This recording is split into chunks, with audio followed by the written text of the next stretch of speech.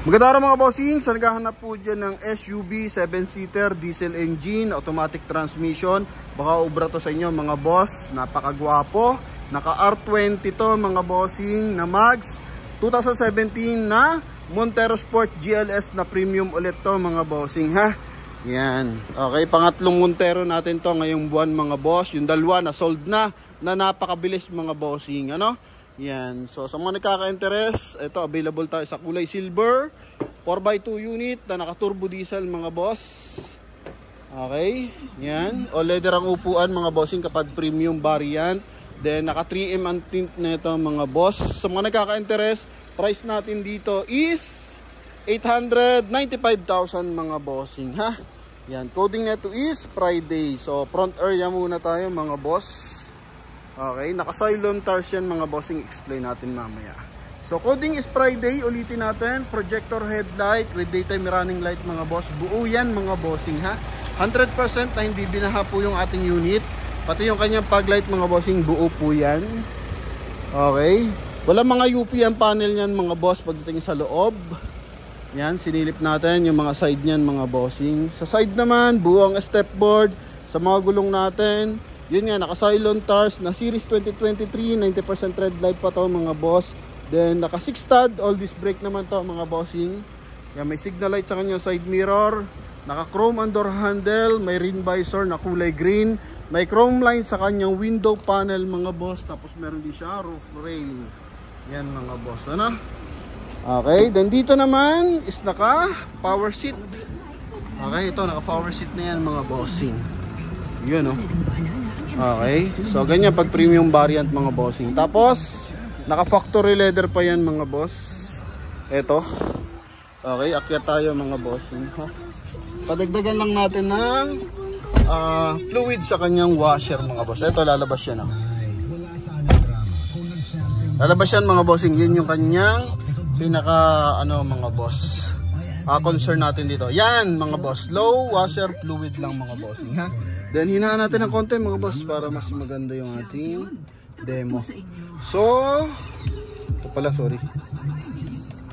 Ito pala mga bossing, naka-stock pa yung kanyang steering wheel leather mga boss. Then yun nga, naka-paddle shift to for sports mode. So naka plus minus dyan ka magmamanual mga bossing.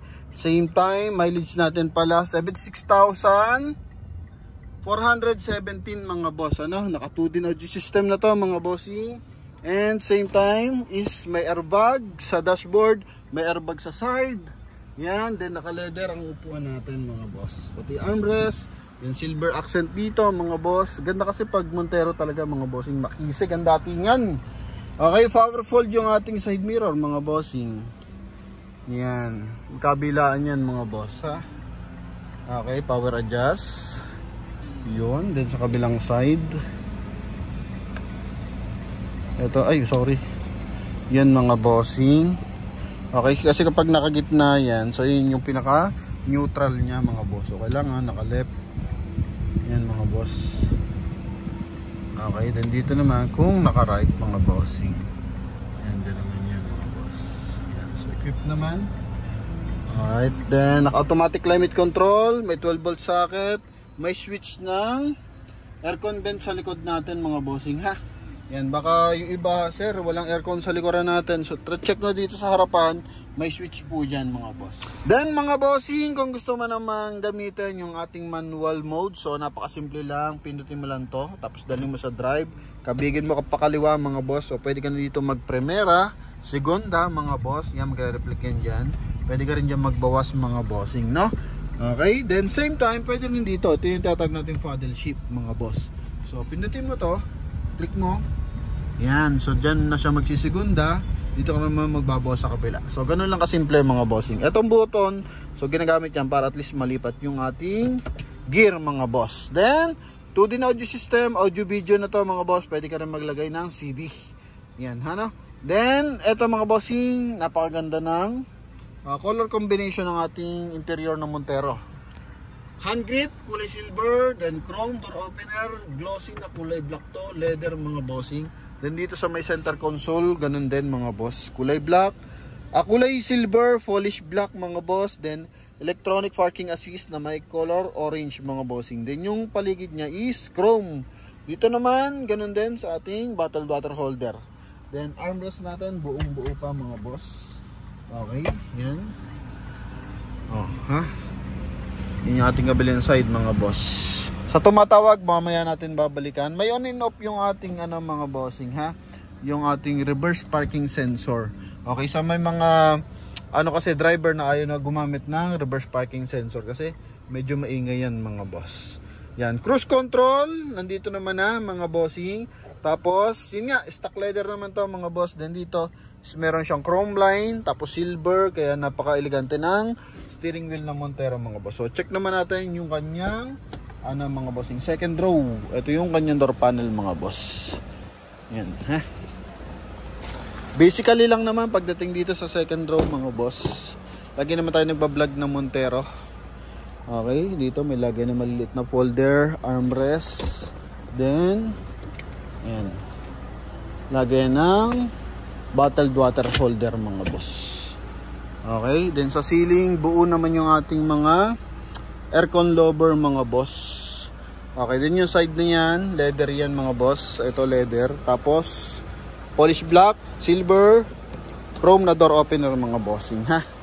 May mga konting gas-gas lang, yan napaka basic lang naman. Pero wala siyang malaking mga bossing dent, ganun mga boss. Yan, klarado naman to. Aircon natin mga bossing oh. Nagtutubig sa lamig yan. Yan, spoiler mga boss. Likod ng ating unit mga bossing. Wow, ha. Laging sa third row, yan hindi masyado nagagamit talaga ang third row mga boss oh. Ang ganda pa ng fit ng kanyang leather mga bossing. Yan, then pilot window mga boss. Okay. Then dito 12 volt socket mga boss, may cup holder. Yan mga bossing, kahit long drive so pa rin mga bossing, komportable pa rin yung ating pasahero sa likuran. Maayos yung ating mga hydraulic assist. Wala mang UP yung mga panel, walang basag yung mga ilaw, mga boss. Even dito sa ating pinto. Yan, ha? 4 ang sensor, mga boss. Okay, then reverse parking camera natin. Ito yung kabilang side. Buo rin yung stepboard niyan, mga boss. Dito, may konting gas-gas, mga bossing, oh. Pero wala man siya malaking UP dito sa ilalim. Dito yan sa taas. Siguro pag angat-angat, dumudulas. Kasi plastic yan, tapos combination ng aluminum mga boss. Ayan, ha? Yung kabilang side. Bangan ng loob ng ating Montero Sport na to mga boss. Oh. Okay. Kakapalinis lang natin dito mga boss. Oh. Ito hindi lang to kasama mga boss. Mas pa naman yung leather niya mga bossing. May mga stretch mark mga boss pero wala pa siyang punit. Makapal kasi yung pagka-leather mga boss. Tapos meron pa siyang side airbag mga bossing ha. Dito. Okay. Yan. Then check natin. Engine bay syempre mga bossing. Headlight. Buong buo yan mga boss. Buksan lang natin yung kanyang door opener mga boss. Itong hood pala. Sorry. Ito yung hood natin. Okay.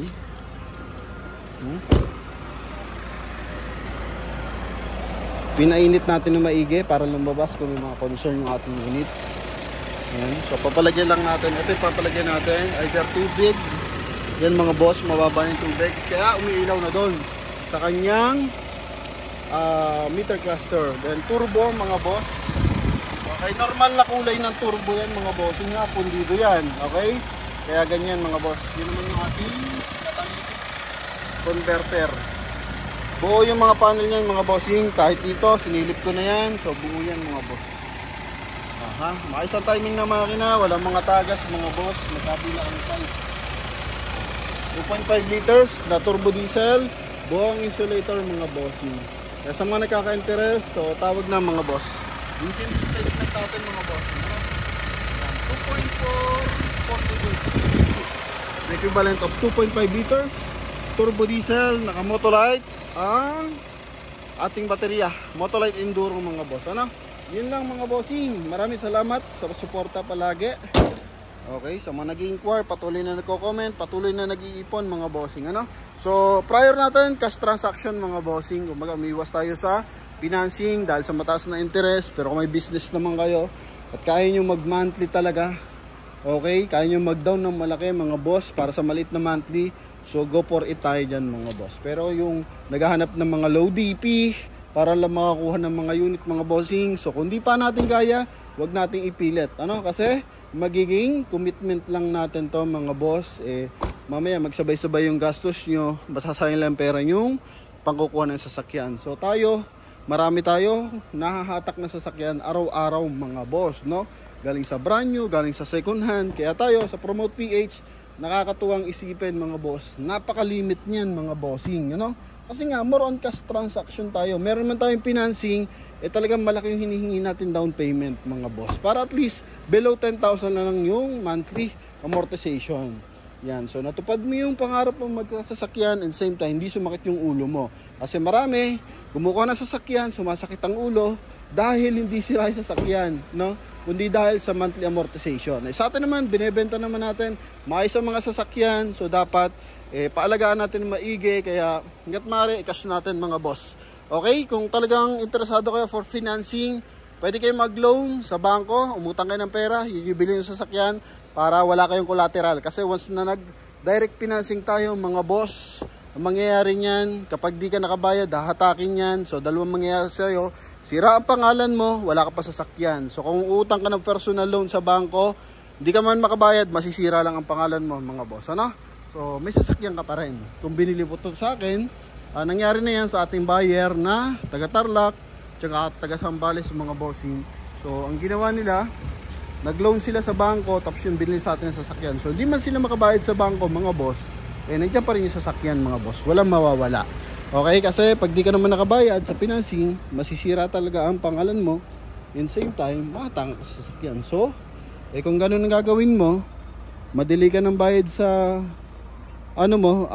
cash loan, okay lang. Okay, masira man ang pangalan mo sa bangko, at least nandiyan pa rin yung sasakyan mo mga boss. Possible makarecover ka pa rin kasi nga yan, may panghanap buhay ka pa, o kaya meron ka pang tawag dito, nagpapabuhay ng loob sa iyo mga bossing, ano? Yan. So yun lamang mga bossing, kumbaga para hindi lang masayang yung pinaghihirapan natin pera mga boss. Mahirap na yung sitwasyon natin sa buhay. So sa panahon pa lang ngayon mga boss, kaya budget wise tayo mga boss. Okay, so yun lamang mga bossing, hanggat maaari bibigyan ko naman kayo magagandang unit mga boss, ano? So yun lamang mga boss, thank you very much. Transparent tayo sa lahat ng transaction. Thank you.